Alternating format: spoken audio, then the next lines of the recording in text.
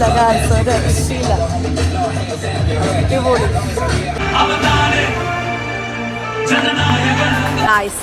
ജനനായകൻ കണ്ടിറങ്ങിയ എക്സൈറ്റ്മെന്റിലാണ് എടുക്കുന്ന വീഡിയോ കേട്ടോ. എൻ്റെ പൊന്നു എന്താ പറയണ്ടെന്ന് എനിക്കറിയില്ല.